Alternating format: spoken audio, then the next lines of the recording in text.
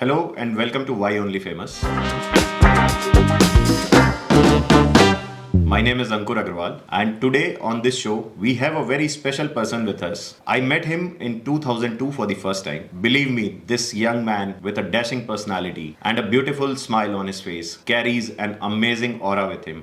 वो कहते हैं ना, होते हैं कुछ लोग जिनसे मिलके पहली बार में ही आपको ऐसा लगता है कि आपकी आधी से ज्यादा तबीयत तो यूं ही ठीक हो गई. It's been 2 decades since I know this man, and he's like a family to me and also like an elder brother. Dr. Vishal Saxena. Dr. Vishal is department head nephrology and kidney transplant at BLK Max Delhi and Max Hospital Gurgaon. He keeps receiving a lot of love from his patients not only in India but from CIS countries, Middle East and Africa. Dr. Vishal has written multiple articles and research papers on kidney disease. He has delivered more than 100 speech in international conferences in different part of the world. Dr. Vishal, welcome to Why Only Famous. Thank you. It's a pleasure to have you on the very first episode of Why Only Famous. तो क्या आपने कभी सोचा था कि आप मेरे साथ इस तरीके से बैठ के पॉडकास्ट करेंगे? It's a very nostalgic kind of thing, meeting somebody whom I know for last 20 years. तो मेरे लिए तो बहुत ही अजीब सा एक्सपीरियंस है कि मैं अंकुर जिसे मैं पर्सनली जानता हूँ उससे मिल रहा हूँ या वाई ओनली फेमस का अंकुर से मिल रहा हूँ. सो for me it's like a mix kind of feeling and I feel very proud that I am the first guest in your new series. Thank you very much. Even I want to know कि आज मैं किसके साथ बैठा हूँ. मैं doctor विशाल सक्सेना के साथ बैठा हूँ या विशाल सक्सेना के साथ बैठा हूँ जिनको उनकी फैमिली जानती है, उनके फ्रेंड्स जानते हैं. मेरे ख्याल से दोनों ही एक ही हैं. I mean of course different places you have to play different roles, but मैंने बचपन से और जब पढ़ाई भी करता रहा तो I learn one thing, when you are a professional then you have to be totally professional. So I never mix my personal life with my professional life, and I have always tried to follow that kind of phenomena. और मेरी कोशिश ये रहती है जब मैं doctor की seat पे बैठता हूँ तो मैं अपनी 100% अपने पेशेंट्स को दूँ, बिकॉज एट दैट टाइम वो 15-20 मिनट जो उनके होते हैं पेशेंट्स के, वो सिर्फ चाहते हैं कि उनकी बात सुनी जाए और उनकी तकलीफ़ों को दूर किया जाए. Other than that I am a very proud father.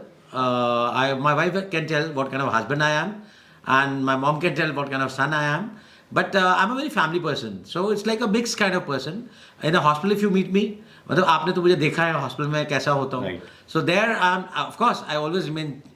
I like to smile. I like to talk to people. I like to engage people with me. But other than that, I like to be professional when I'm in the hospital seat. But at home, I'm just like any other father, any other husband, any other son. Obviously, वो मुझे more than 20 years I've been seeing you the same way. And it's always a very happy feeling when I meet you, like a patient or as a friend or whatever you say. तो आपसे मिलके बड़ा अच्छा लगता है मुझे. Thank you. So before I start asking you any question, मैं जानना चाहता हूँ आपका childhood कैसा था. Tell me something about your childhood, your school and college days, your family life. What kind of kid you were? You were a very notorious kid or very serious kid. So tell me something about yourself. So I was born and brought up in Delhi. Delhi में पैदा बड़ा हुआ और I was a decent student, I guess. My principal is one of my favorites and we are still in contact and she can tell you better. तो मेरे school से भी मेरी काफ़ी अटैचमेंट आज भी है. And I was a naughty child. I will not say कि मैं बहुत सीधा था, naughty था लेकिन पढ़ाई करता था. मतलब it was a mix and match of naughtiness and this thing and always talking. कभी कभी डांट भी पड़ती थी कि इतनी बातें क्यों करते हो, क्लासमेट्स के साथ में जेल करना. So and going around with competitions, लेकिन it was like something which my dad taught me कि सेकेंड क्लास से न्यूज़पेपर पढ़ना सिखाना. So he was like very much के he should know his English should be good, he should be have good communication skills. So I used to read newspaper when I was in second class. I knew all the currency capitals and all the of the world when I was in second class or third class. तो मतलब ये बचपन से एक शौक था कि to know more about the world. जबकि उस टाइम पे तो इतना सोशल मीडिया, इतनी हमारे पास कोई टीवी और वो सब नहीं होता था. Just we had a TV but nothing beyond that. But reading was something which I learned and inherent from my father. My father, he was a scientist and he had like hundreds of books at our house. Oh my God. So उन किताबों को देख के inspiration मिलती थी कि पढ़ाई से ऊपर कुछ नहीं है. I come from a very normal middle class background. कोई बहुत हैंकी पैंकी बैकग्राउंड नहीं है. बड़ा सिंपल सी फैमिली थी. Father moved on from UP and he settled in Delhi. And my mom came and then I had 2 sisters, जो मेरी दोनों बड़ी बहनें हैं. मैं तीसरा और सबसे छोटा हूँ, तो इस मामले में बहुत पैम्पर्ड था, तो शरारतें भी करता था. और उन दोनों ने मेरे को बहुत शरारत करते हुए सबसे ज्यादा पिटाई किससे होती थी? पिटाई मम्मी ने तो कभी हाथ नहीं लगाया. पापा से सिर्फ पढ़ाई की वजह से पिटाई होती थी. उसके अलावा पापा हर ख्वाहिश पूरी करते थे, लेकिन हमें इंसेंटिवाइज चीज़ें मिलती थी. जैसे अगर तुम ये करोगे तो तुम्हें साइकिल मिलेगी, अगर तुम फर्स्ट आओगे तो तुम्हें ये मिलेगा. So that use to be our prize. So we use to look forward कि पापा से हमें अगर चीज़ लेनी है तो हमें ये करना पड़ेगा. तो एक गोल्स जैसे होते हैं, मतलब जैसे पेरेंट्स एक गोल देते हैं, बट कोई हमारे पर कोई प्रेशर नहीं होता था. There was never pressure to achieve something. So I was like just like जैसे नॉर्मल बच्चे होते हैं वैसे ही था. तो मतलब कुछ 3 इडियट मूवीज जैसा था कि फर्स्ट डिवीजन लाया तो घड़ी, बट छड़ी वाला पार्ट नहीं था उसमें. छड़ी भी थी, ऐसा नहीं था. वो आंखों की छड़ी थी. I think more than physical it was एक लिहाज का दायरा जिसे कहते हैं हम. तो वो था कि पापा ने अगर एक बार देख लिया तो फिर हिम्मत नहीं होती थी और चुपचाप किताबें खुल जाती थी बिना कुछ कहे. मुझे अभी भी याद है, एक बार हम लोग घर में सब, मेरी मौसियाँ आई थी, टीवी देख रहे थे और पापा सडनली आए और मैं एकदम उठ के भाग गया. तो मैं मौसी सेट के आपने ऐसा क्या बच्चों को पढ़ा रखा है कि एकदम भाग जाते हैं. सो इट वॉज लाइक एक कल्चर था कि आप एक अपने पेरेंट्स को रिप्लाई बैक नहीं करते हो, आप अपनी आंखें झुका के बात करते हो, which is like I think which is necessary. एक बड़ा नॉर्मल सा, जैसे मैंने कहा ना, हमारा घर बहुत ही नॉर्मल था. Very very very normal kind of family. जैसे हम लोग हैं, हमने वैसा ही हूँ मैं आज भी. Like every Indian middle class. या I think I reflect the most of the majority of Indian middle class, जो पुरानी होती थी. आज की मिडिल क्लास और पुरानी में भी अब आई थिंक बहुत फर्क आ गया है. सो डॉक्टर विशाल, जैसे हम पहले भी डिस्कस कर चुके हैं, what is why only famous. Why only famous के थ्रू हमारा मोटिव है, we want to motivate young students by seeing people like you who have achieved success with your hard work and a lot of patience. बहुत ज़्यादा आपका time, energy, effort, दिल लगा के आप यहाँ तक पहुँचे होगे. आपके पेरेंट्स का बहुत सपोर्ट रहा होगा. हम ऐसा देखते हैं जनरली कि बहुत लोग घबरा जाते हैं, अपने टारगेट को अचीव नहीं कर पाते. तो आपकी सक्सेस स्टोरी, आपकी सक्सेस जर्नी के through we just want to motivate such people. आपको देख के उनको ये रियलाइजेशन हो कि हार नहीं माननी है. So that's the main purpose of why only famous. अक्सर हम सुनते हैं दिल्ली के लड़के बड़े बदमाश होते हैं, तो आप कैसे थे? How are you as a student और how are you as a Delhi guy? I think ये तो ओवर स्टेटमेंट हो गई कि दिल्ली के लड़के बदमाश. दिल्ली के लड़के बिल्कुल बदमाश नहीं होते हैं. बट जैसे मैंने पढ़ाई अपनी, I did my college from institute of medical sciences, Banaras university. तो मेरे लिए एक तरीके का कल्चरल शॉक ज़रूर था. Going from Delhi, being born and brought up in Delhi, English school, and suddenly like जब मैं बनारस गया तो 6 महीने तो मुझे अपने आप को एडजस्ट करने में लगे कि मैं कहाँ पहुँच गया. का बउआ कैसे हो? कैसन बा, कैसन बा, कैसन बा, ठीक बा. तो this is how it was to be. So I remember the incident. जब मैं रेलवे स्टेशन पे अपने फादर के साथ उतरा तो उस दिन 3 व्हीलर्स की स्ट्राइक थी और मुझे बनारस यूनिवर्सिटी जाना था. तो हमने रिक्शा वाले से पूछा कि भैया BHU चलोगे? तो ही सेड काय ना जीबा. तो मुझे समझ नहीं आया, तो मैंने उससे फिर पूछा कि चलोगे? तो उसने कहा काय ना जीबा. तो फिर मैंने कहा नहीं जाना तो मत जाओ. तो फिर उसने मेरे को पीछे से ऐसे हाथ करके बोला कि क्यों नहीं जाएंगे? तो मैंने कहा फिर ऐसे बोलो ना. तो फिर इसने कहा यहाँ ऐसे ही बोला जाता है. सो शुरुआत के 6 महीने डिफिकल्ट थे. और दिल्ली के लड़के डेफिनेटली बदमाश नहीं होते. You have to take back your statement. I take my words back. I'm really sorry for that. I stand for Delhi guys because मेरी मातृभूमि है, मेरी जन्मभूमि है. तो लेकिन हाँ, कल्चर शॉक डेफिनेटली था बिकॉज कल्चर्स है डिफरेंट. ईस्टर्न यूपी अलग है, हम थोड़े अलग हैं, बट लोग तो वैसे ही हैं. लोग अच्छे हैं और जब मिलते हैं तो बहुत प्यार से मिलते हैं. और देखो, I have learned one thing in my life Ankur, आप प्यार दोगे तो आपको प्यार मिलेगा. सही बात है. So that's what I always feel कि जैसा आप दोगे वैसा ही आपको मिलता है. And it's like cycle of Karma, जैसे आप करते हो जिंदगी में वो आपके पास लौट के आता है. तो अगर प्यार दोगे तो प्यार मिलेगा. And there are some unreasonable people in life, some unreasonable incidents. वो तो आई थिंक हर एक के साथ होते हैं. अगर लाइफ कहते हैं फ्लैट भी हो जाए तो वो भी it's like equal to death. तो कर्व तो हमेशा आपका ऊपर नीचे ही जाना चाहिए. तो life has been like a ping pong ball for me. And बाकी college life was fun. It was a really nice thing, specially मेरे जैसे बच्चे के लिए जो घर में सबसे छोटा था, बहुत ही पैम्पर्ड था, मतलब माँ से भी पैम्पर्ड, पापा से भी पैम्पर्ड और सिस्टर से भी पैम्पर्ड, मतलब इतना पैम्पर्ड बच्चा होता है तो आप समझ सकते हो। उसको सडनली जब आप हॉस्टल में भेज देते हो और उसके मनपसंद खाना नहीं मिलता, उसका टेस्ट का खाना नहीं मिलता, तो वो कितना अकेला हो जाता है उस टाइम पे। So I had to face those difficulties. कभी मुड़ के किसी चीज़ के लिए देखना नहीं पड़ता था पहले, और वहाँ पे जब पैसे आते थे तो उस ज़माने में तो ये ऑनलाइन ट्रांजैक्शन वगैरह कुछ नहीं होते थे, वो पैसे पहले बैंक में आते थे, बैंक से फिर अकाउंट में आते थे, तो it use to be like एक डिफिकल्ट फेज था, limited money, it was a challenge, limited पैसे में काम करना। और मुझे याद है जब फ़ोन की लाइन पे भी, तो संडे संडे फ़ोन करता था घर पे, और पूरे कॉलेजेस का जितना हॉस्टल्स का क्राउड था, उतनी लंबी लाइन होती थी कि सबको 5-5 मिनट मुश्किल से एसटीडी कॉल करने के मिलते थे, तो 5 मिनट में पूरे अपने घर में बात करना, पेरेंट्स के साथ में डिस्कशन करना। So it was like not easy, because emotionally I was very very attach to my mom and my dad and my family. तो उनसे दूर रहना शुरुआत में मुश्किल था, बट धीरे धीरे my father made me strong actually. He was the one who said कि देखो, अगर तुम जा रहे हो और अगर तुम्हारी आंखों में आंसू हुआ तो तुम्हारी माँ की आंखों में आंसू जरूर आएंगे। सो मुझे अभी भी याद है, पहली बार जब मैं वापस जा रहा था अपने कॉलेज ज्वाइनिंग करने के लिए, तो he said be strong, you are a man, so remain a man, and I think I did reasonably well at that time. It's nice.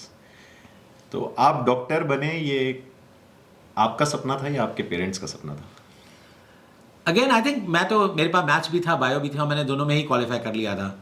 And मेरी माँ, my father was heart patient, तो जब कभी उनकी तबीयत खराब होती थी तो हम डॉक्टर्स ढूंढते थे आसपास में, और बड़ा मुश्किल हो जाता था कभी कभी संभालना। तो my mom always had this thing कि मैं अपने बेटे को डॉक्टर बनाऊंगी। And when I got both the results, तो I was in engineering also and I got medical also, तो she was the one who said कि मैं चाहती हूँ कि मेरा बेटा डॉक्टर बने। एंड देखो उस टाइम पे ना बहुत ज़्यादा हम एक्सपोज नहीं होते थे सोशल मीडिया से या लोगों से, तो जो पेरेंट्स ने कह दिया उसको मान लेते थे, मतलब इतने ज़्यादा वो नहीं था। And later on now I realize ke what she did to me or to my career and what my father did, I think that I'm really grateful to my parents, because and I fell in love with this profession actually. मुझे लगा that I can see. Yeah, I mean मतलब you can see that spark in my eyes when I talk to my patients, and it's like you know when I talk to them I talk heart to heart. मतलब ये मेरे लिए it's more like a, you know, लोग कहते हैं ना जैसे किसी को हवा चाहिए, किसी को आउटलेट चाहिए, so for me being a doctor is my outlet and that's why I enjoy my profession. तूने जैसे मुझे 20 years में आपने देखा है मुझे कि मैं कैसे, मैंने तो 20 साल में जितनी बार आपके केबिन के बाहर में बैठ के वेट किया है कोई भी अंदर से बाहर आता था तो मैंने उस बंदे के चेहरे पे स्माइल ही देखा है हमेशा। मेरी एक secretary, That's what I have seen in last 20 मेरी एक years. सेक्रेटरी थी तो वो हमेशा कहती सर आप इतनी टाइम लगाते हो, बाहर बहुत झगड़े हो जाते हैं तो मैं हमेशा उसको कहता था जो पहली बार आएगा बस वही झगड़ा करता है, जो दूसरी बार आएगा वो समझ जाएगा कि डॉक्टर साहब अगर अंदर किसी को टाइम दे रहे हैं तो जब मैं जाऊंगा तो मेरी बारी में भी पूरा टाइम मिलेगा। सो I have been fair to all my patients and that's what I feel, rest I leave to the patients, I mean how they felt about me, because they can जज me better than what I will जज for my self. So doctor बनाना और बनना, it was I think destiny and my parents efforts both. और इसमें मेरी बहनों का बहुत आता है, क्योंकि मेरी पढ़ाई लिखाई में मेरी डिस्टर्बेंस ना हो, वो हमारी लैंडलाइन को भी बंद कर दिया करती थी तो कि इसको डिस्टर्ब ना हो। So I think it's all you know when you grow up in middle class values you are very close to your family, तो वो जो फैमिली की जो क्लोजनेस होती है it becomes your strength, right. तो आपके कोई वीकर मोमेंट होता है, कभी आप पापा से नहीं बात कर पाते हो तो आप अपनी माँ से बात करते हो, माँ नहीं कर पाते हो तो अपनी सिस्टर से बात कर लेते हो। तो it was like you know being a family person, it became very easy to communicate with my family, and I think हम सारे ऐसे ही करते हैं। एंड आई थिंक आज की जनरेशन को भी ये समझना चाहिए कि फैमिली का support and strength is one of the biggest strength that you carry along with you. या आई थिंक जब आप अकेले पढ़ते हो तब यू रियलाइज कि अगर फैमिली ना हो तो आपके पास कुछ भी नहीं है, Right. और ऐसे मोमेंट्स हर एक की जिंदगी में आते हैं। It's nobody is like even born with a silver spoon will not have bad moments in life. ये किसी के साथ नहीं होता, कोई भी ऐसा नहीं होता जो हमेशा खुश है। तो वो पल जो आपके अकेले होते हैं उस टाइम पे जब आप पुल के देखते हो तो आपको सिर्फ आपकी फैमिली दिखती है। Right. तो फैमिली का बहुत ही इंपॉर्टेंट हाथ होता है आपके करियर में, आपके लाइफ को शेप करने में। सर मैंने देखा है प्री मेडिकल टेस्ट क्लियर करने में बहुत टाइम लग जाता है कुछ लोगों को। How difficult it was for you to clear the pre medical test? आसान तो कुछ भी नहीं था, पापा का डंडा था मम्मी का प्यार था और बहुत अरबान थे। So I clear it fast and ज़्यादा इंतज़ार नहीं करना पड़ा, एंड आई वॉज लकी कि I had a smooth selling that way. उसके बाद फिर MBBS, MBBS के बाद MD। सो हाँ, पढ़ना बहुत पड़ता है MBBS में। You have to really give yourself 100%, otherwise बहुत मुश्किल कोर्स मैंने है। तो ऐसा भी सुना है कि डॉक्टर बनने के बाद भी बहुत पढ़ाई करनी पड़ती है, तो क्या आज भी आप पढ़ाई करते हैं? आई थिंक ये सवाल आप मेरी वाइफ से पूछे तो ज़्यादा बेटर रहेगा, बिकॉज आज भी रात को 12 बजे जब मैं अपनी पावर पॉइंट बना रहा होता हूँ तो वो कहती है अगर इसका 10% भी तुम अपने बेटे को सिखा दोगे तो शायद वो भी कुछ बन जाएगा। मेरी अभी भी टॉक्स ऑन द लाइन रहती है, एक टॉक के बाद अगली टॉक शुरू हो जाती है, अगली के बाद अगली शुरू हो जाती है। तो पढ़ाई तो इनहेरेंट पार्ट है, because you have to be upgraded and updated, because medical science keeps on evolving. तो if you don't evolve with time तो आप नॉलेज नहीं गेन करोगे तो आप पेशेंट्स को क्या दे पाओगे। So you have to be updated with the current guidelines, international guideline. आजकल पेशेंट्स इंटरनेशनल गाइडलाइन लेके आते हैं and they ask us questions के डॉक्टर साहब यहाँ पे एक स्टडी में ऐसे आया है, या जैसे बीच में कभी किसी दवाई के साइड इफेक्ट्स और effects something sometime they come up, so they are very particular कि किडनी का इसके साथ में कोई साइड इफेक्ट तो नहीं है, या आपने ये दवाई लिखी तो इसका क्या वैल्यू है। So people are becoming more and more knowledgeable, they are getting more and more expose, and similarly we are suppose to be updated with them. तो अगर डॉक्टर ही उनको ये बोले कि यार मुझे तो इस बारे में पता नहीं है, तो दे विल फील लाइक मेरा डॉक्टर कैसा है। तो पढ़ाई MBBS की definitely is one of the most difficult curriculums that we have seen. And मैं तो अभी भी जब यंग लड़के मुझे MBBS वाले मिलते हैं, MD वाले मिलते हैं, और प्रॉब्लम ये नहीं है कि MBBS कर लिए उसके बाद MD करो या MS करो और उसके बाद फिर सुपर स्पेशलाइजेशन। मैं Ankur, I tell you, when I came to Delhi, so when I came to Delhi, I had done my MD medicine। और जब मैं आया तो मुझे रियलाइज़ हुआ कि यहाँ MD मेडिसिन की तो कोई वैल्यू ही नहीं है। I mean, just being a general physician means nothing. In all the big hospitals, you have super specialties: cardiologist, nephrologist, kidney specialist, heart specialist, diabetes specialist. And I remember my father told me one thing, कि पढ़ाई एक बार में पूरी होती है, पढ़ाई में break लग जाए तो आप कभी पूरी नहीं कर पाते हो। तो मेरा since I was very lucky कि मेरे MD मेडिसिन के जो गाइड थे, ही वॉज अ नेफ्रोलॉजिस्ट, तो and a very nice person. तो मेरे को टीचर्स बहुत अच्छे अच्छे मिले हैं। मैं बहुत इस मामले में बहुत किस्मत वाला, मेरे गुरुओं के मामले में आई think I am very lucky, जो बाई चांस ही होता है, लेकिन आई एम वेरी लकी। मेरे को टीचर्स इतने अच्छे अच्छे मिले, and he was the one who propelled me towards nephrology. So when I came to Delhi, I realize कि मुझे आगे पढ़ना है। उस टाइम पे दिल्ली में मुश्किल से नेफ्रोलॉजी में 5-7 सीटें होती थी टोटल, वो भी कभी निकलती थी, कभी भरी हुई होती थी। तो उसमें मुझे 2 साल वेट करना पड़ा to get my seat. And then I met my mentor doctor Vijay Kher. I mean a wonderful person and a wonderful teacher, a wonderful human being, and आप भी जानते हो उनको बहुत अच्छे से। हाँ, and such a person who was like a father figure. Actually, जब मैं MD करके आया, by that time my father had expired. तो डिफिकल्ट टाइम था उस टाइम पे, and being in a middle class, आपके पास बहुत फाइनेंशियल बैकअप नहीं होता, आपको अचीव करने के लिए मेहनत करनी पड़ती है, एंड लाइफस्टाइल इन दिल्ली महंगा ही होता जा रहा है। So I used to do coaching. तो मैं एक कोचिंग इंस्टीट्यूट में पढ़ाने जाता था, 8-8 घंटे की क्लास लेता था उस टाइम पे, 800 रुपये घंटा मिलता था। अच्छा। तो 6400 रुपये एक बार के, और खड़े खड़े पैर दुख जाते थे। And I used to travel all across from Jammu to Bombay and from Ahmedabad to Calcutta. तो जिस दिन संडे होता था या जिस दिन ऑफ होता था, मैं सुबह 6 बजे की फ़्लाइट पकड़ता था, 7, साढ़े 7, 8 बजे तक वहाँ पहुँचता था, 9 बजे क्लास शुरू करता था, 5 बजे तक वाइंड अप करके रात के 10 बजे घर आ जाता था, और अगले दिन फिर हॉस्पिटल जाता था। तो ऐसा मैंने 5-6 साल रेगुलर किया। इट वॉज नॉट कि मेरे पे कोई प्रेशर था पैसा कमाने का, लेकिन एक डिसेंट लाइफस्टाइल बनाने के लिए, फैमिली को सपोर्ट करने के लिए, वो सब मैंने किया। And I don't regret it. Rather, I learned a lot from that. Actually, मेरी and then I realized कि I can teach and I can interact with students. जो मेरे लिए I think मुझे मौका मिलेगा कभी, और कभी मेरा मन भर जाएगा इस कॉर्पोरेट लाइफस्टाइल और इस सब से, तो maybe I'll go back to teaching students to disseminate knowledge to my country people and my younger ones. It's a message to upcoming students कि एक बहुत अच्छे डॉक्टर के साथ बहुत अच्छे टीचर भी आपको मिलने वाले हैं।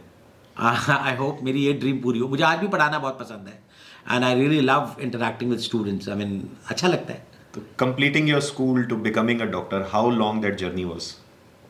Well, 14 साल का तो स्कूल ही होता है, और उसके बाद 8.5 साल आप MBBS MD में लगाते हो, प्लस 3 इयर्स की आप सुपर स्पेशलाइजेशन करते हो, तो 11.5 साल हो जाते हैं। बीच में 2 साल का गैप भी रहा, तो 13.5 साल। तो it's like a long journey, almost 30-32 years. या आई मीन इतने में ही डॉक्टर बन के निकलते हो। तो इस पूरे फेज में कभी आपके साथ कोई ऐसा मोमेंट आया जिसमें आपको लगा कि बस बहुत स्ट्रगल हो गया, अब नहीं हो पाएगा, नहीं, थक गया?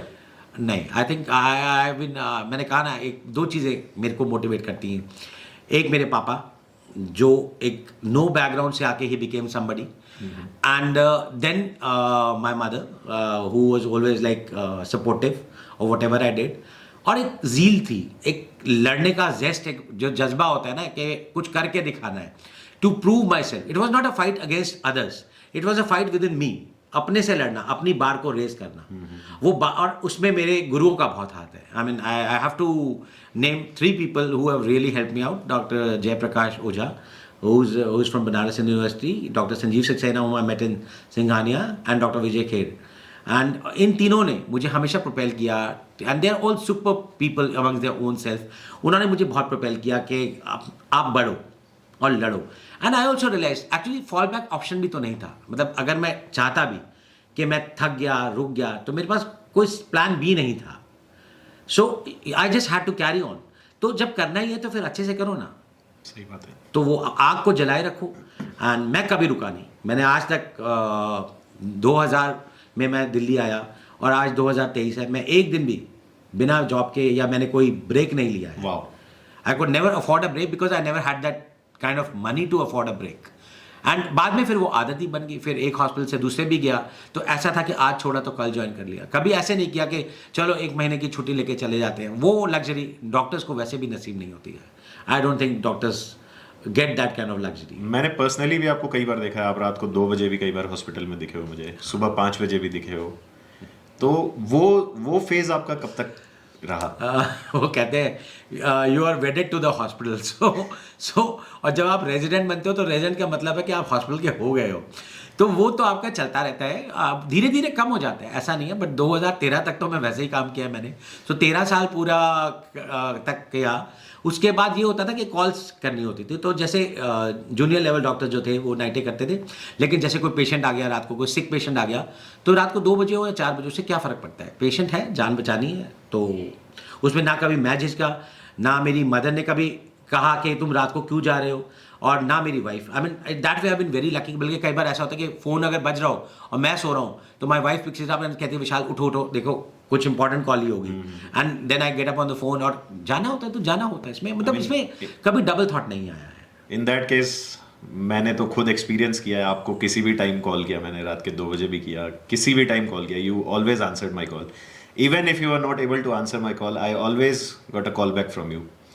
मैंने पर्सनली ये भी एक्सपीरियंस किया है कि if you are not in India, even then you tried contacting me and responding on my, because my mother's treatment was done under you. So उस पर आपने हमेशा रिस्पॉन्ड किया है। बाहर बैठ के भी आप पूरी मॉनिटरिंग करते थे कि मेरे पेशेंट के साथ चल क्या रहा है, उसकी क्या रिपोर्ट्स आई हैं। So everything was there in your control. So अगर तुम मेरे फ़ोन का बिल देखोगे तो बहुत ज़्यादा आता है क्योंकि जब भी बाहर जाता हूँ मेरा फ़ोन कभी ऑफ नहीं हो पाता है। Right. तो इंटरनेशनल कॉल पैकेज लेना पड़ता है, ये लेना पड़ता है। But I always like to be connected with my patients because they have to be, you know, जब प्रॉब्लम आती है ना तो उनको सिर्फ अपना डॉक्टर नज़र आता है, जिसको सारी हिस्ट्री पता होती है, जिसको सारी बैकग्राउंड पता होती है। तो एयरटेल वालों को मेरा बिल जरूर कम करना चाहिए। That's what I message is for them. I want to tell something to the audience. जब से व्हाट्सएप स्टार्ट हुआ है, I have all the conversations done with doctor Vishal till date, and you can see कोई भी message ऐसा नहीं है जिसपे इनका रिस्पॉन्ड ना आया हो। सो विच इज़ अमेजिंग। नहीं, वो आज भी मेरी आदत है। अब जब मैं अब BL कपूर पूसा रोड से गुड़गांव वापस आता हूँ या जाता हूँ, वो 45 minutes I just scroll through. जिन मैसेजेस को मैं रिप्लाई नहीं कर पाया, I reply them, I call them back, and my patients से that doctor Vishal this is your USP, you know, कि आप खुद से फ़ोन करके पूछते हो कि तुम ठीक हो या नहीं हो। So it's basically a human connect. I mean अगर आप एक ह्यूमन बीइंग, ओके, देखो, we are the only ones, we are blessed with communication skills, we are the only one who can help each other. तो अगर हम ये नहीं कर सकते तो आई डोंट थिंक, देखो, मजबूरी में अगर कोई कुछ करता है तो उसकी मजबूरी उसके सामने नजर आ जाती है। As I said, I am in love with my profession. तो when you are in love with your profession, I think this becomes a part, inherent part, कि आप ये सोचते हो कि कोई परेशान है, सपोज आपका कोई रिश्तेदारी परेशान है, तो आप उसकी कैसे मदद करोगे? Right. तो similarly all my patients are like my family, and that's the way I treat them. मतलब तो this is not something big I am doing, it's just like. So choosing nephrology was by chance or by choice? I think it was a choice, and I was so strong about choosing nephrology कि मैं कभी कभी खुद सोचता हूँ कि मैं इतना डिटर्मिन कैसा था। मैंने कहा ना, जैसे इसमें डॉक्टर जयप्रकाश का बहुत रोल था, जो मेरे BHU के हेड थे मेरे, and he was the one who said कि Vishal, you will do very good, branch तो तुम ही चूज करोगे, but I feel you do good in nephrology. तो he made me biased towards nephrology, and when I came back I realize कि मुझे आज भी याद है, when I was getting a seat in nephrology, तो मेरे गुरु डॉक्टर खेर जो थे, तो हम सीढ़ी चढ़ रहे थे, एंड ही सेड कि देखते को अभी इतने पैसे मिलते हैं, when you will do a training आपके पैसे कम हो जाएंगे, तो will you B ready for that. और मैंने जैसे कहा कि पैसे तब भी चाहिए होते थे, तो मैंने बस ये बोला कि सर मैं हमेशा आपकी तरह बनना चाहता हूँ, मैं क्लब के उस तरफ आना चाहता हूँ जहाँ पे मैं नेफ्रोलॉजिस्ट कहलाऊँ, नॉट अ जनरल प्रैक्टिस, मतलब एज नॉट कि जनरल प्रैक्टिस कम होते हैं, बट मेरे को एक नेफ्रोलॉजिस्ट का टैग, एक प्यार था मुझे नेफ्रोलॉजी से। तो हम सीढ़ी चढ़ते चढ़ते बात कर रहे थे, he said it's good that you are doing something, you know, and coming from a person like him, I mean I am blessed कि that kind of teacher he is, right. So nephrology is my passion and it's my love, other than my family and my wife, but I treat my patients also like my family, that's how I treat them. मैंने देखा है आपका एक छोटा सा bed वहाँ nephrology department में, dialysis department के पास, जहाँ आपका एक केबिन होता था, एक छोटा सा बेड लगा हुआ था। मैं एक दिन पहुंचा तो पता लगा डॉक्टर विशाल सो रहे हैं। क्यों? रात की ड्यूटी की थी, डे ड्यूटी भी लगी हुई है, तो अभी वो रेस्ट कर रहे हैं, थोड़ी देर सोने दो उनको। सर जब कह देते थे ना कि विशाल आज तो तुम नहीं जाओगे, तो 48-72 घंटे का कोई टाइम मायने नहीं रखता था। और हम मतलब एक बार मैंने ऐसे ही पूछा कि आने का टाइम कितना, उन्होंने कहा 9 बजे, और जाने का कहते Vishal you are asking me, जाने का टाइम भी होता है। तो we come from a time, you know, जब ये टाइम कॉन्स्टेंट्स नहीं होते थे, आपको काम करना है तो करना है, फिर चाहे वो 48 घंटे हो, 72 घंटे हो। एंड मुझे याद है कि I use to live in Kalkaji, and Apollo use to be like, you know, 20-25 minute का रास्ता होता था उस टाइम पे। और अगर कभी मैं रह जाता तो मेरे घर से कपड़े आ जाते थे, शेविंग की किट आ जाती थी, क्योंकि वहीं सोना वहीं खाना। तो मैंने कहा ना, रेजिडेंट मतलब रेजिडेंट। एक बार आपने देखो, कोई भी काम, चाहे वो मैं कहता हूँ एक्टिंग हो, चाहे वो डॉक्टर हो, चाहे वो एनी प्रोफेशन, जब तक आपके मन में उसके लिए जज्बा नहीं होगा, आप शिद्दत से नहीं करोगे, आप कभी भी उसमें एक्सेल नहीं कर पाओगे। तो टू डू समथिंग, मैं तो हैरान हूँ कि वाई ओनली फेमस ने मुझे क्यों चूज किया, because I have yet many things to prove to my patients, to my family. तो I think it's too early for me to come on this show. मतलब I don't know why you chose me. Why only famous पे आपको पहले episode में लाने का मेरा सबसे बड़ा पर्पस था। मैंने 20 साल आपको बहुत क्लोजली देखा है, and if I am not wrong, हम पर्सनल लेवल पे भी बहुत सारी बातें करते हैं, हम साथ बैठते हैं, तो आपकी स्टोरी मुझे बहुत ज़्यादा कनेक्ट करती है। एंड आई फील कि जिस तरीके से आपने एक मिडिल क्लास फैमिली से आपने अपनी सक्सेस अचीव की और यहाँ तक आप जो पहुँचे हैं, उस स्टोरी को मैं अपने चैनल पे दिखाना चाहता था। And it was really a dream for me to interview on my channel.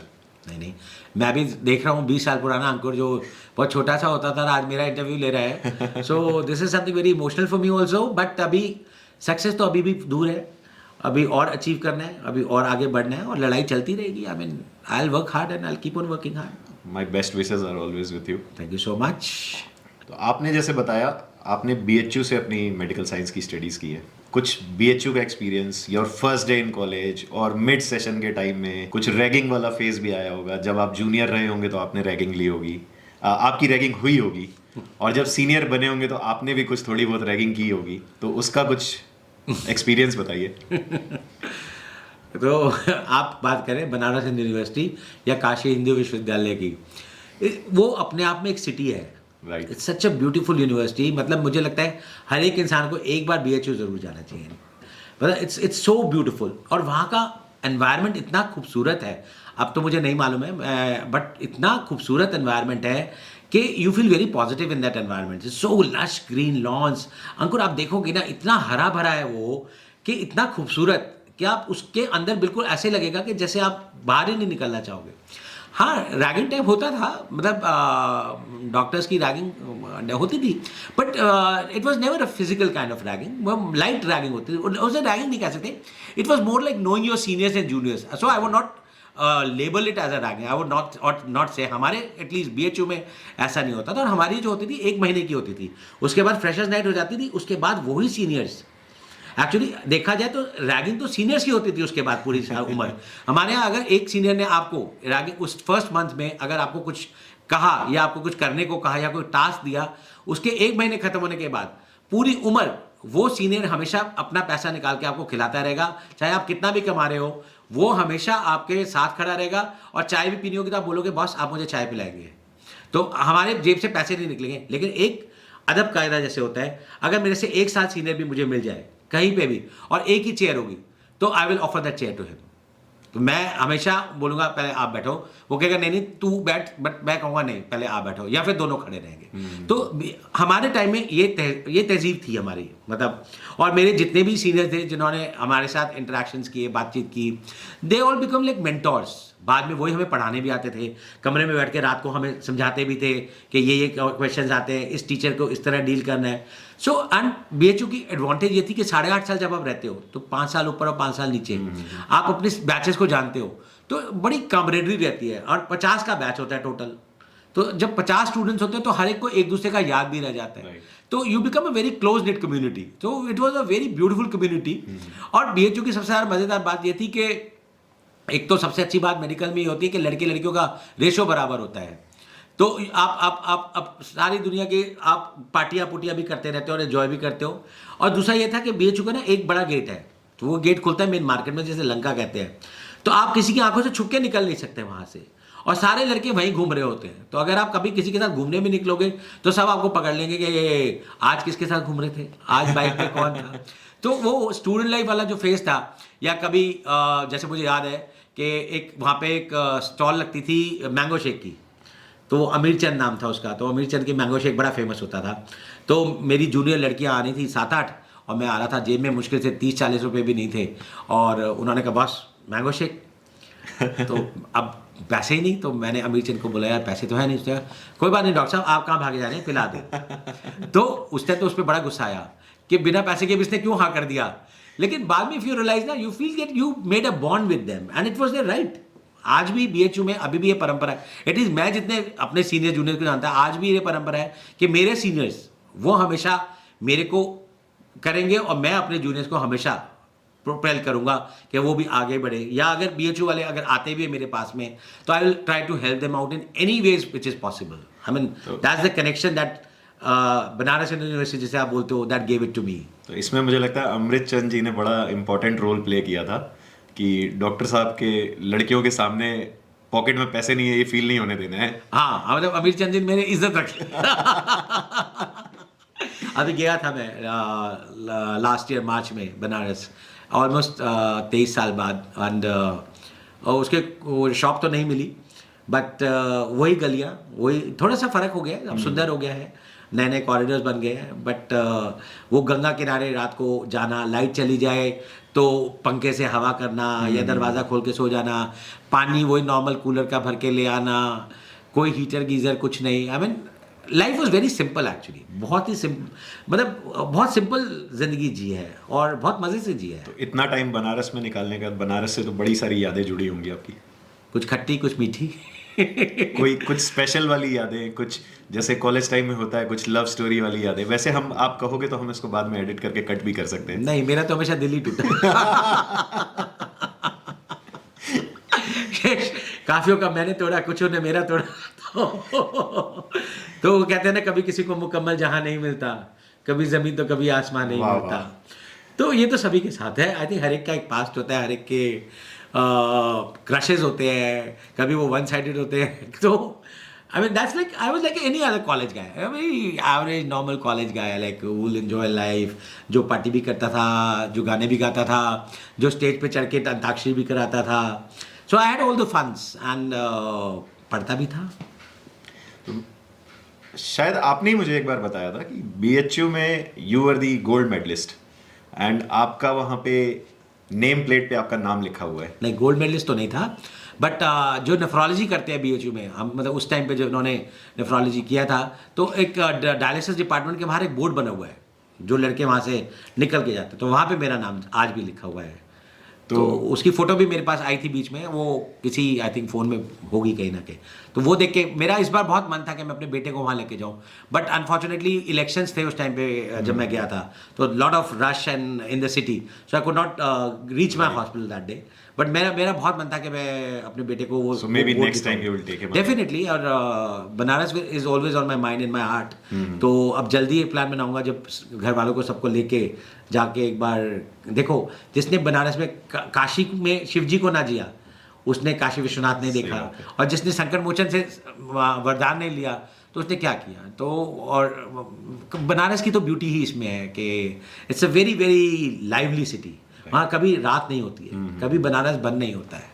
So it's a very, very, a very ancient city and a very beautiful city. So I was lucky to get selected into such a premier institute of that kind. India में सिर्फ 5 institutes हैं जिनमें इस तरह के exams होते थे। अब तो सब कॉमन एंट्रेंस से होते हैं, उस टाइम पे सिर्फ 50-50 सीटें होती थी इनमें। Right. तो getting through those exams and all, तो वो अलग टाइम था, आज अलग तो है। एक बहुत यादगार समय बिताया आपने बनारस में। बहुत ही ब्यूटीफुल। एंड मेरे जितने भी टीचर्स थे BHU के, दे वर अमेजिंग टीचर। आई से इतनी शिद्दत के साथ पढ़ाते थे, इतना मतलब they were like parents to us, बहुत ख्याल रखते थे।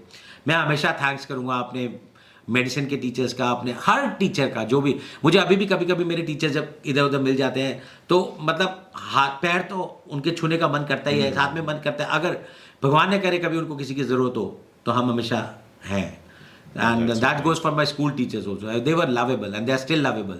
मेरी teachers आज भी मेरे contact में हैं. I was actually invited as a chief guest in my own school. Wow. तो मैं Such a mummy proud moment. and मैं मम्मी को लेके गया था and she felt very nostalgic actually कि माँ बेटे जब हाथ पकड़ के जैसे जाते थे तो वैसे ही माँ बेटे दोबारा गए इतने साल बाद। और पहले मैं प्राइज रिसीव किया करता था, उस दिन मैं प्राइज डिस्ट्रीब्यूशन Distribute करने करने गया था। तो that was another nostalgic memory जो मेरे को याद आती है मेरे स्कूल की। एंड मेरी प्रिंसिपल, मेरी वाइस प्रिंसिपल, मेरी teachers, it's a very close connect society, and this is the 50th year of my school this thing going on. So we have an alumni and God bless Ramji School and the teachers, they are very lovable. Wow. इस मामले में बहुत किस्मत वाला हूँ, प्यार बहुत मिला है टीचरों से, गुरुओं से। तो कोई एक इंसान, चाहे वो आपके टीचर रहे हो, चाहे फैमिली मेंबर रहे हो, जिसका हाथ हमेशा आपके सर पे था, हमेशा सपोर्ट था, जा बेटा जो करना है कर, मैं तेरे साथ हूँ। दोनों देखो, पापा तो हमेशा ही, I mean he was always there as a inspiration and somebody like somebody who was always forgiving मतलब। लेकिन उनके जाने के बाद मम्मी ने जिस तरह मुझे संभाला, मतलब लाइक अ रॉक हाई, मतलब my mother was only 10th passed when she got married to my father. Okay. और उसके बाद मेरे पापा ने उनको BA, MA, B.Ed after marriage. After marriage. Wow. तो मेरी दोनों सिस्टर्स तो ननिहाल में पढ़ी हैं क्योंकि वो हॉस्टल में जाके पढ़ती थी। अच्छा। पापा अपनी पढ़ाई करते थे। तो my father was a hardcore teacher. तो that inspiration of being a teacher and coming from that kind of background, तो वो I think both my parents deserve that kind of compliment, because if today I am what I am, it's because of them. और एक नाम मैं ज़रूर अपनी wife का लेना चाहूँगा, who is very very supportive, who has played a very very crucial life since she has come into my life.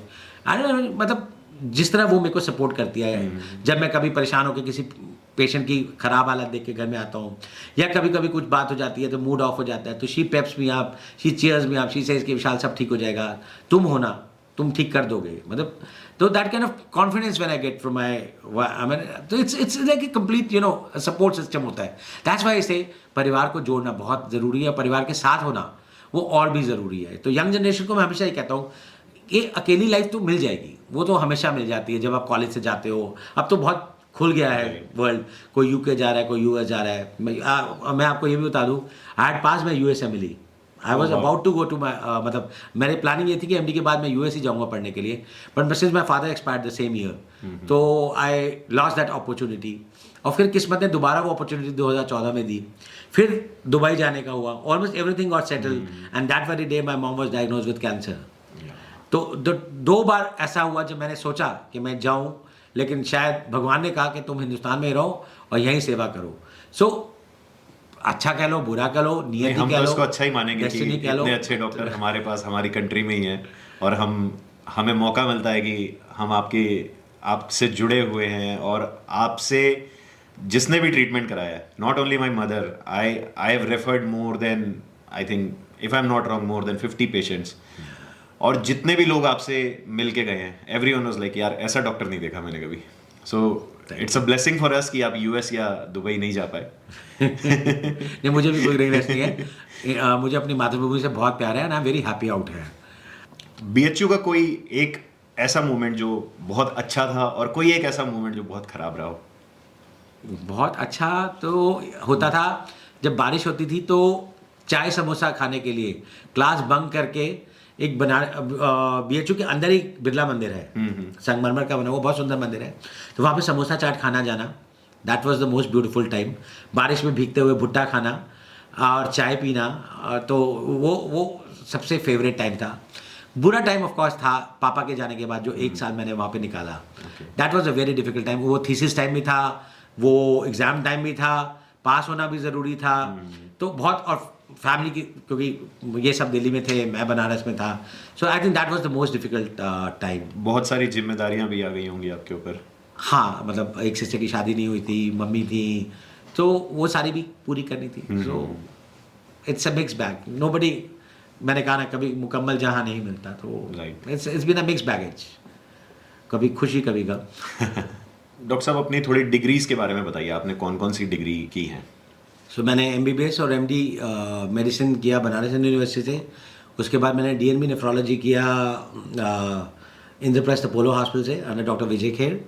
इसके साथ मैंने प्रिसेप्टरशिप्स किए, जो एक स्पेशल प्रोग्राम्स होते हैं जो फॉरेन जाके करने पड़ते हैं. तो वो मैंने बार्सिलोना में किया और एक मास्टर्स में किया, जिसमें हम किसी पर्टिकुलर स्टडी या उसमें हम काम करते हैं. तो इन सब जगहों पे जाके I learn, plus international conferences में जाके पेपर्स भी प्रेजेंट किए हैं, और वहाँ से हम बहुत कुछ गेन करके भी आते हैं. So it has been a two way communication, कि हमने जो हमारे जो इंडियन एक्सपीरियंसेस होते थे, we used to share in India and across, और वहाँ से जो लर्निंग मिलती थी. अब जैसे बहुत सारी ऐसी दवाइयाँ हैं जो 10-10 साल बाद भी इंडिया में अभी तक नहीं आई हैं, और हमें उनके बारे में 10 साल पहले से पता था. लेकिन वी आर एमिंग कि वो आ जाएं. So they come, the treatment will become easier. तो that's how it has been. तो journey has been like going across from globe trotting, जिसे कहते हैं, यहाँ से वहाँ, वहाँ से वहाँ जाना. जहाँ से कुछ अच्छा लगा वो सीख लेना. बहुत अच्छे अच्छे टीचर्स हैं वर्ल्ड वाइड, बहुत अच्छे अच्छे नेफ्रोलॉजिस्ट हैं, जिससे बहुत कुछ सीखने को मिलता है. और कोविड ने तो अब ऑनलाइन सिखाना भी शुरू कर दिया. तो जब 2 साल इस पे रहे, तो उसमें भी मैंने बहुत सारे वेबिनार्स किए, बहुत सारे टीचिंग मॉड्यूल्स करे. तो it was a very interactive kind of way, and I like to interact, as I said, कि मुझे अच्छा लगता है लोगों से मिलना, उनके एक्सपीरियंसेस सुनना. किसी किडनी में भी बड़ी सारी सब स्पेशलिटीज़ होती है.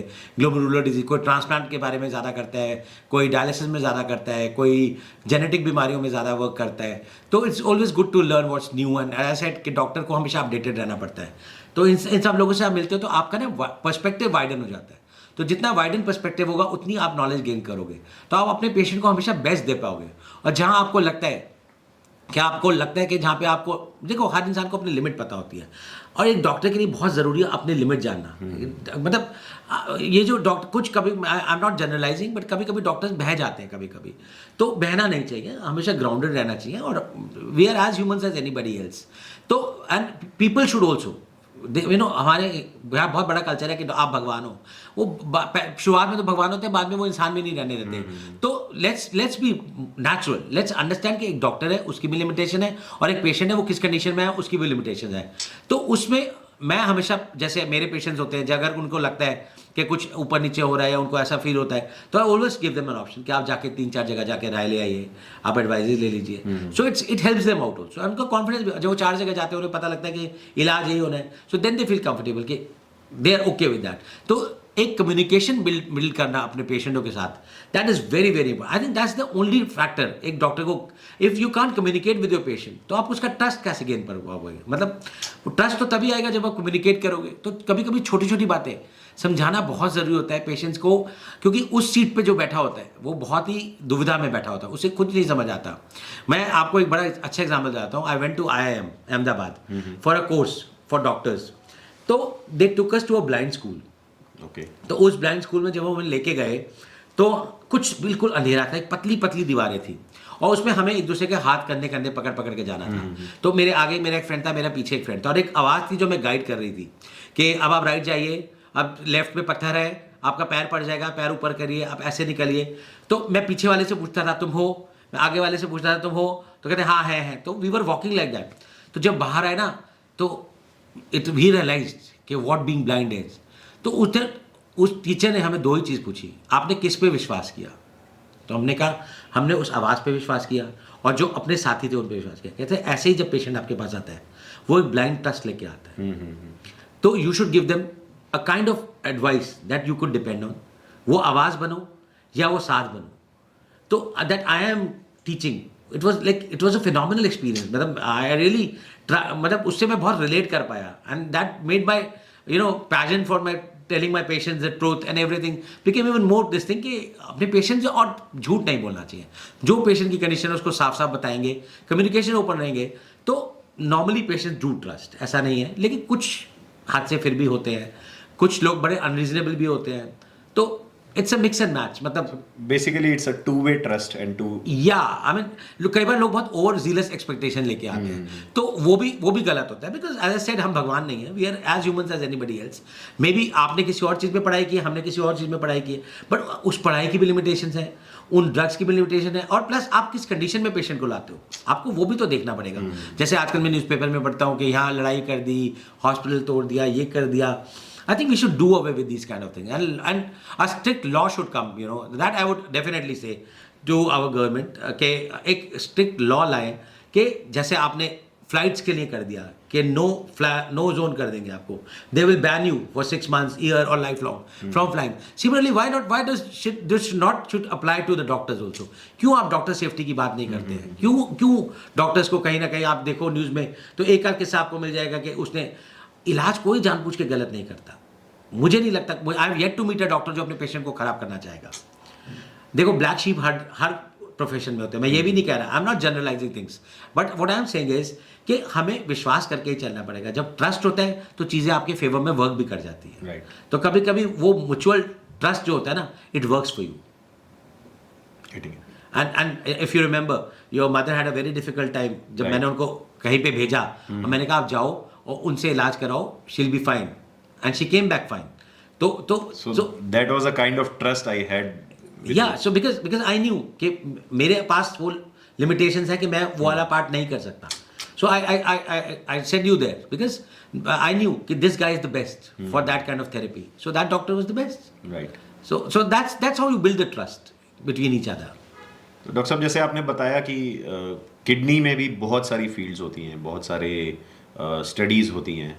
सो एनीथिंग स्पेसिफिक कोई, because you keep doing a lot of research, you right a lot of research paper, तो कुछ ऐसा रिसर्च अभी आप कर रहे हैं या कुछ आप कुछ बताना चाहेंगे उसके बारे में? So basically, right now I'm involved in a drug trial जिसमें अब ओरल जो पहले हम इंजेक्शन देते थे हीमोग्लोबिन बनाने के लिए, उनकी ओरल वो आ गए, तो it's multi drug trial going on.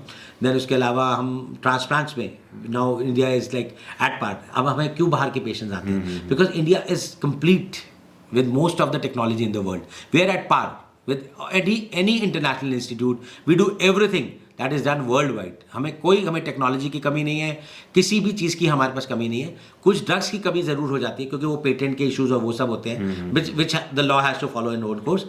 But otherwise India is doing really good and it is becoming a global hub for medical education and medical practice, because जैसे मैंने कहा we get patients from CIS states, we get patients from Middle East, Africa, Southeast Asia, Bangladesh, इन सब country से हमारे पास patients आते हैं transplants के लिए, because the facilities are not there. Even if there, the competence is not there. So Indian doctors are worldwide. Even in US, there are more Indian nephrologists than we have in India. Wow. So majority of the hospitals are being, they are being taken care by Indian doctors. So Indian doctors worldwide, they have created a name. And why only Indian doctors? Indian entrepreneurs, Indian IT professionals. India has rocked, and I'm glad that I'm an Indian. I'm a very proud Indian to say that, because जननी, एक संस्कृत में कुछ कहना चाहूँगा, काशी हिंदी विश्वविद्यालय का पढ़ा हुआ, संस्कृत का टॉपर रहा हूँ, तो कहते हैं जननी जन्मभूमिश्च स्वर्गादपि गरियसी। मतलब जननी और जन्मभूमि, माँ और मातृभूमि स्वर्ग से भी ऊपर होती है। तो इन दोनों को अगर आप अपना बेस बना के चलोगे तो आपको अपनी जननी और जन्मभूमि दोनों से प्यार रहेगा। और जब आप ग्राउंडेड रहोगे तो जो कहते हैं ना, जो पेड़ जितना नीचे होता है वही ऊपर उतना फल करता है।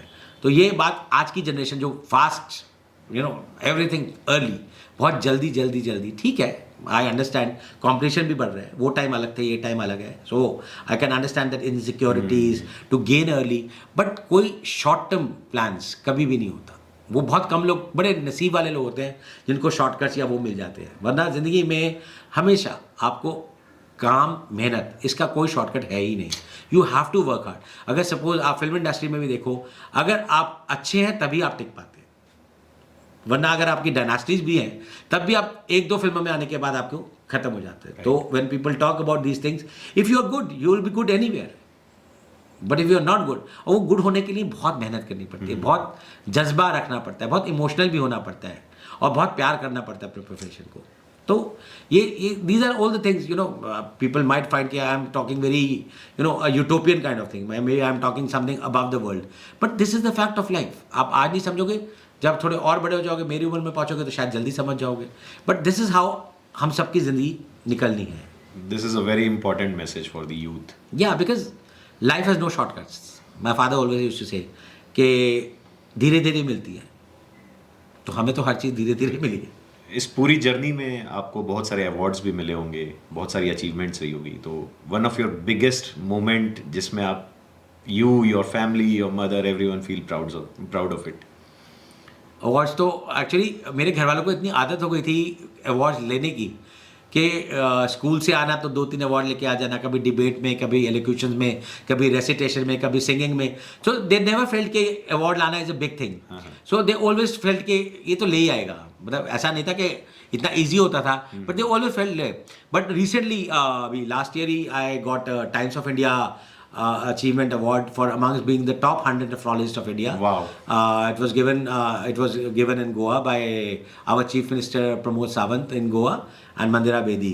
So I was amongst those top 100 nephrologists. So that was one of the biggest award that I felt that I got, and recent है तो इसलिए याद भी है। बाकी बहुत जगह पे बहुत कुछ मिला है, कहीं पे गोल्ड मेडल मिला है बेस्ट पेपर प्रेजेंटेशन पे, कहीं पे एपिकॉन में मेडल्स मिले हैं, तो आता रहता है। बीइंग अ डॉक्टर ट्रैवल भी बहुत करना पड़ता है, जैसे मैं देखता हूँ आपकी ओपीडी इंडिया में भी बहुत सारी सिटीज़ में होती है, आउट ऑफ इंडिया भी आप बहुत ट्रैवल करते हैं, तो फैमिली कभी कंप्लेन नहीं, बच्चे कंप्लेन नहीं करते, पापा आप टाइम नहीं देते? सी ट्रैवल इज़ माई पैशन, मतलब अगर मेरा एक पैशन है तो वो ट्रैवलिंग इज़ माई पैशन। सो मैंने कुछ किस्मत ने और कुछ प्रोफेशन ने, दोनों ने life in and out of airport ही रखी। तो एक फ्लाइट से उतरो तो दूसरे में चले जाओ, दूसरे से उतरो तीसरे में चले जाओ। हाँ, प्रेशर्स होते हैं, घर से भी होते हैं। अब जैसे मैं जम्मू ओपीडी करने जाता हूँ तो पहले श्रीनगर भी जाता था, तो मम्मी को बहुत डर लगता था कि मतलब माहौल थोड़ा उस टाइम पे वैसा था, तो देन एक 1.5 साल करने के बाद फिर मैंने श्रीनगर की ओपीडी बंद की। बट जम्मू अभी भी जाता हूँ, but now what I do is कि मैं मॉर्निंग फ्लाइट्स पकड़ता हूँ, 4 घंटे की ओपीडी या 5 घंटे की ओपीडी करके शाम की फ्लाइट पकड़ के मैं वापस आ जाता हूँ। So I try to spend my night at my home. तो वही सुबह वाला जाना और शाम को आना। हाँ, जब इंटरनेशनल जाना हो, जैसे अभी मैं 7 दिन के लिए अफ्रीका गया, एंड तो अब तो फेस टाइम हो जाता है, बट आई रिमेंबर जब when I went to Kenya and my son was only like 1.5-2 years, तो वो बस यही बोलता था, पापा तुम किधर गए, पापा तुम क्यों किधर गए पापा, and he could not even voice. वो मेरी वाइफ ने बताया कि वो 7 रात वो पूरा बेचैन सोया, मतलब he was missing me but he could not express कि वो मेरे बिना 7 दिन कैसे रहा। तो I try to take my family most of the time, मैं कोशिश करता हूँ, बट प्रोफेशनल कॉन्फ्रेंसेज में फैमिली ले जाना बड़ा मुश्किल होता है, लेकिन जहाँ भी पॉसिबल होता है मैं साथ ही लेके जाता हूँ। So it's always like good to take your family along. बच्चे भी तो नया पर्सपेक्टिव देखें, वो भी तो देखें what their father is doing, and उनके भी तो एम्स बनेंगे धीरे धीरे, उनका भी पर्सपेक्टिव वाइडन होगा, और अभी दुनिया नहीं देखेंगे तो कब देखेंगे। That's so true. So travelling passion भी है और कुछ काम भी है, तो मुझे मज़ा आता है, मुझे ट्रैवल करने में बहुत, और मुझे सबसे अच्छा लगता है ट्रैवल करते हुए मैं अपनी रीडिंग कर लेता हूँ, तो I have a lot of love. मैं सिर्फ पढ़ाई नहीं करता, मैं फिक्शन भी बहुत पढ़ता हूँ। सो मैं वही पूछने जा रहा था, इतनी पढ़ाई करने के बाद आपको रीडिंग का भी टाइम मिल जाता है? तो एयरपोर्ट्स में मेरा जैसे ही फ्लाइट का बेल्ट बंदी और मेरी किताब खुल जाती है। वाओ। तो अभी भी मेरे पास 3-4 नॉवेल्स ऐसे पड़े होंगे जो अनरेड होंगे, जो मैं किसी भी दिन जाता हूँ, एक जर्नी में मैं एक नॉवल तो कंप्लीट करके ही आता हूँ। खाना छोड़ सकता हूँ लेकिन पढ़ना नहीं छोड़ सकता। So that is another thing which I am fond of. तो आपके हिसाब से एक अच्छा डॉक्टर कौन होता है, एक सक्सेसफुल अच्छा डॉक्टर कौन होता है? आई थिंक डॉक्टर्स तो सारे अच्छे होते हैं। अच्छा बुरा तो लोग जज करते हैं। मैं मेरे ख्याल से मैं अभी भी उस नहीं, मुकाम पे। मेरा सवाल यहाँ पे अच्छा बुरा से मेरा मतलब कि वो कैसा ट्रीटमेंट करते हैं, या मैं उस पर्सपेक्टिव से नहीं पूछना चाह रहा। मेरा क्वेश्चन आपसे है कि एक सेल्फ कंटेनमेंट वाली जो बात होती है, आपको अंदर से फील होता है कि मैं एक अच्छा इंसान हूँ, वैसे ही एक अच्छा डॉक्टर कौन होता है आपके हिसाब से? आई थिंक किसी भी प्रोफेशन में जो अपना 100% दे और एक्सपेक्टेशंस कम रखे, क्योंकि दोनों चीज बहुत ज़रूरी है। मैंने कहा ना, ग्राउंडेड रहना, अपनी रियलिटी को समझना। तभी तो मैं आई एम सरप्राइज कि मैं वाई ओनली फेमस पे मैं क्यों आया, बिकॉज अभी तो मैं कुछ भी नहीं हूँ। To be honest, in my eyes I still have to attain a lot. मुझे बहुत आगे बढ़ना है, मुझे बहुत कुछ करना है, बहुत ड्रीम्स हैं जो पूरी करनी है। लेकिन एक अच्छा प्रोफेशनल वही होगा जो अपना 100% देगा अपने प्रोफेशन को, बहुत शिद्दत के साथ काम करेगा और भागेगा नहीं। अगर एडवर्स सर्कमस्टांसेस भी हो जाएंगे तो पीछे नहीं हटेगा। He will be determined and he will try to make himself. देखो, अपनी बार अपने आप रेस करनी होगी। तो अगर आप यहाँ पे हो तो आप उसको देखो, अगर आप यहाँ पे हो तो आप उसको देखो। तो अपनी बार तो आपको खुद ही रेस करनी है, अपने स्टैंडर्ड भी। You don't have to have a competitor. मैं हमेशा ये कहता हूँ, you don't have to compete with anybody. If you can compete with your own self, you are the biggest competitor of your own self. तो अपनी बार को race करो, अपना 100% देने की कोशिश करो, and rest leave it to God. We have, at least we people belong to somebody like who's above us, जो हमें ऊपर से देखता है। तो उसमें भी विश्वास रखो। He will never let anything go wrong with you। और अगर कुछ होता भी है तो वो संभाल लेंगे। और जैसे आपने बोला वाई ओनली फेमस पे आपके first episode, and I am assuming जब तक 100th एपिसोड पे हम पहुंचेंगे, एक राउंड आपका फिर करेंगे, तब तक आपकी बची हुई जो और आपके ड्रीम्स जो आपने अचीव करने हैं वो फिर उसमें डिस्कस करेंगे। तो इसलिए I believe why only famous में एक इंटरव्यू तो आपका और होएगा। That'll be an honor and a pleasure to sit with you in Why Only Famous, and it'll be nice. And I hope लोग सुनेंगे तो उनको they will be able to relate to it, because हर एक की journey ऐसी ही होती है। आप किसी की भी देख लीजिए, बहुत इजी गोइंग, बड़े कम लोग, मैंने कहा ना, बड़े नसीब वाले लोग होते हैं जिनको एक सिल्वर स्पून मिलता है। हम तो नहीं थे, तो जो मिला मेहनत से मिला, और आज भी लगे हुए हैं, आज भी कोशिश कर रहे हैं कि और आगे बढ़े और ऊंचाइयां पाएं, और अपने बच्चों के लिए एक एग्जाम्पल सेट कर पाए कि at least they can look up to us. They don't have to look down because of us, but they can look up to us. मेरा नेक्स्ट क्वेश्चन जो है उसका ऑलरेडी काफी आंसर मुझे आपसे मिल चुका है throughout the talk we are doing, but how important family is for you? I think my life is my family. मतलब विदा फैमिली के तो मैं कुछ भी नहीं हूँ। तो मेरे लिए मेरी फैमिली तो बहुत मैटर करती है, और आई फील के विदाउट देम तो मतलब आई एम नथिंग।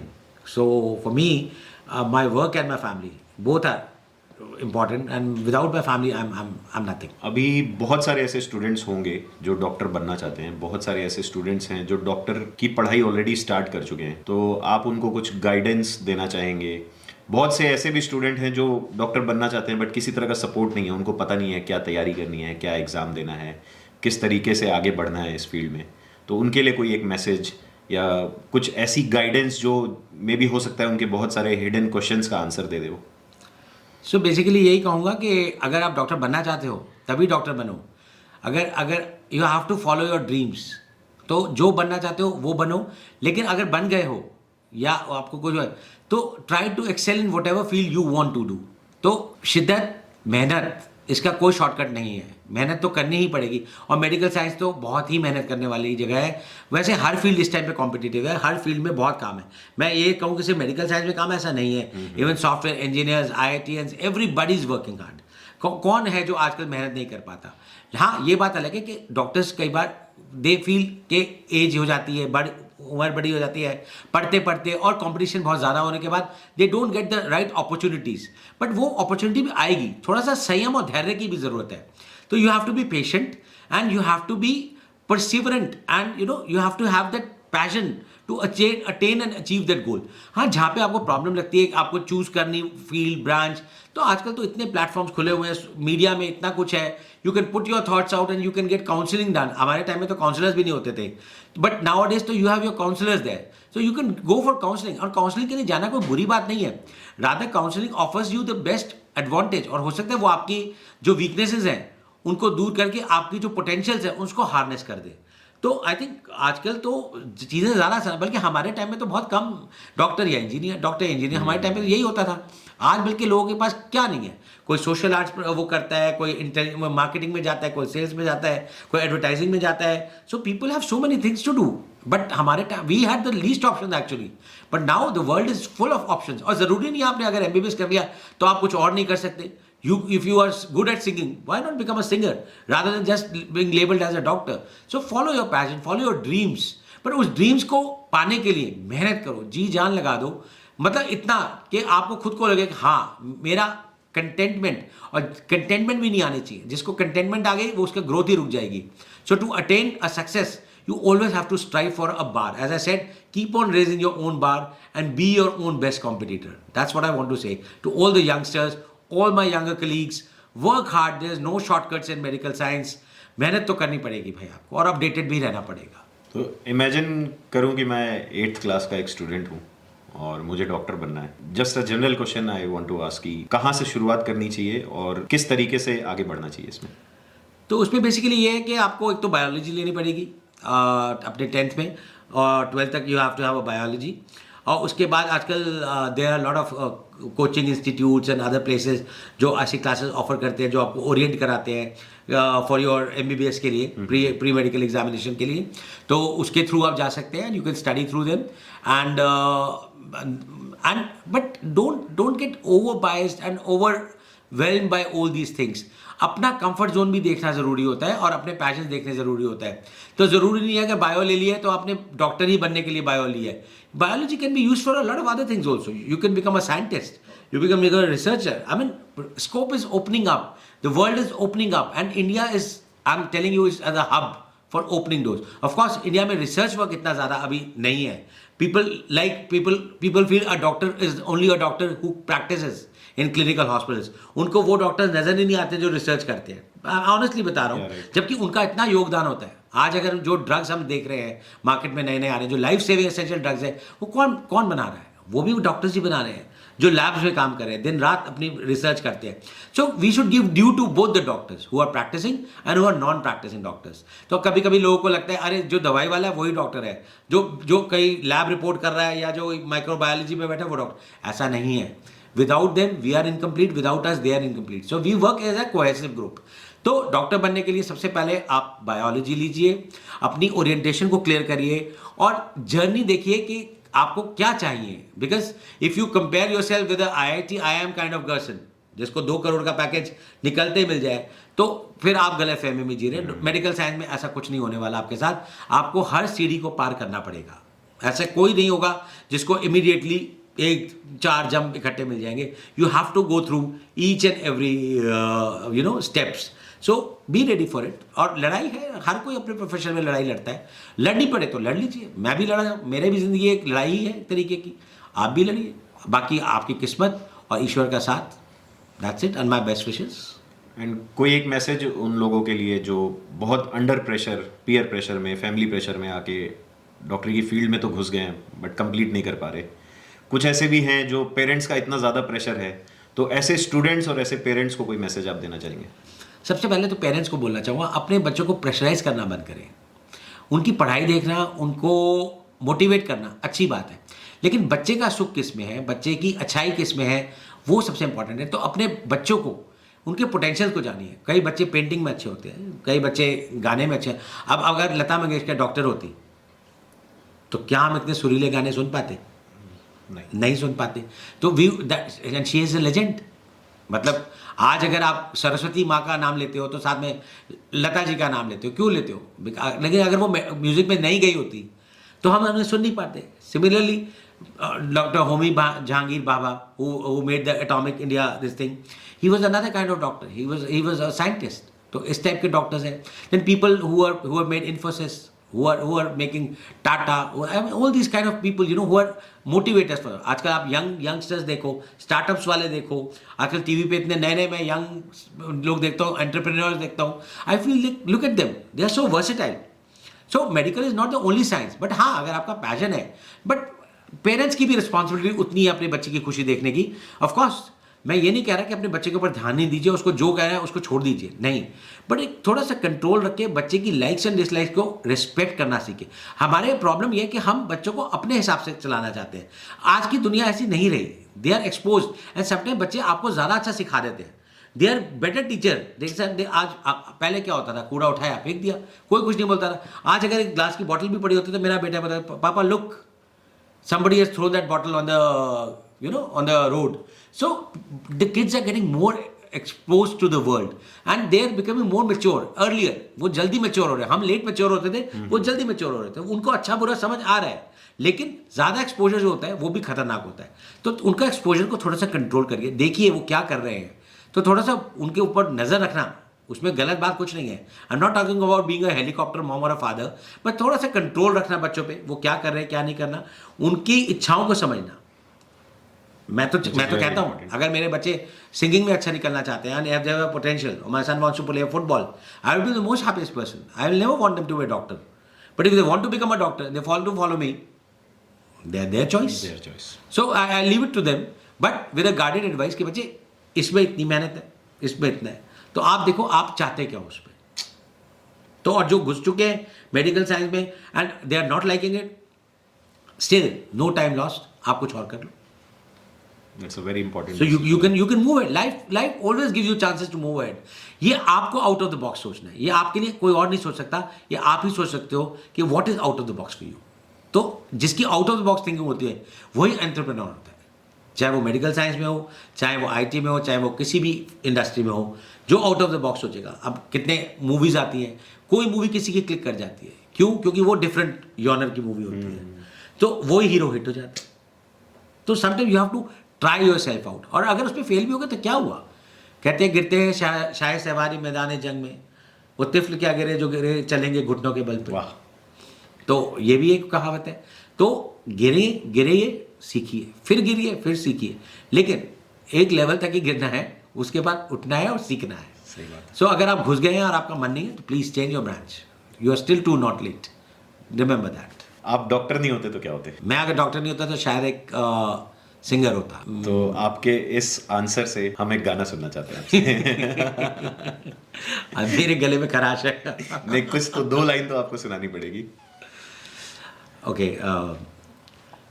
हुजूर इस कदर भी ना इतरा के चलिए, खुले आम आंचल न लहरा के चलिए, हुजूर इस कदर भी ना इतरा के चलिए, बहुत खूबसूरत है हर बात लेकिन,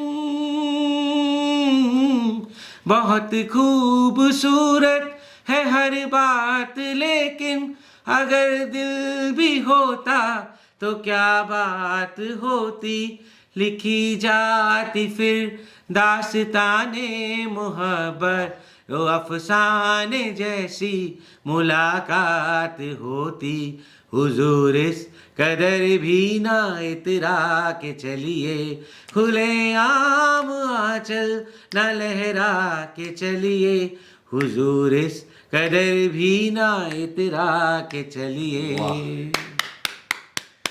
आई मीन ये रूप तो आपका देखने के लिए मैं तरस गया था। It's such a pleasure to have you on this show, और ये गाना सुनने का तो मुझे बहुत ही मजा आ गया। अब तुम ये बताओ, मैं डॉक्टर अच्छा हो या सिंगर अच्छा हो? आप ह्यूमन बीइंग अच्छे हो, डॉक्टर तो आप डेफिनेटली विदाउट एनी डाउट आप बहुत अच्छे डॉक्टर हो, बट सीरियसली दिल से आप एक बहुत ही अच्छे इंसान हो, and I really adore you a lot. Thank you so much doctor Vishal, आपने इतना सारा समय निकाला, और आपके साथ एक ऐसी डीप कन्वर्सेशन, मुझे ऐसा लग रहा था कि मैं किसी की लाइफ स्टोरी में एकदम एंटर कर चुका हूँ, कोई मूवी देख रहा हूँ। So it was a pleasure having you on Why Only Famous. Thank you. And I'm really feeling blessed to have you on the very first episode of Why Only Famous. Guys, please ये episode को आप ज़रूर देखना, इससे बहुत कुछ सीखने को मिलेगा आपको, especially those people who are aspiring to become a doctor, और जो ऑलरेडी इस फील्ड में घुस चुके हैं और सक्सेस को अलग नज़रिए से देखते हैं। सक्सेस सिर्फ उन लोगों से नहीं आती जो बहुत फेमस हो चुके हैं, सक्सेस उनसे भी मिलती है जो सक्सेस होने के बाद भी अपने आप को ग्राउंडेड रखते हैं। आपको मैं आशा करता हूँ आपको डॉक्टर विशाल से बहुत कुछ सीखने को मिला होगा। And thank you so much, Doctor. Thank you so much for letting me on this show. And I'm honored actually. Thank you very much. Pleasure And thanks is to your mine. team for bearing with me. Thank you so much. Thank you.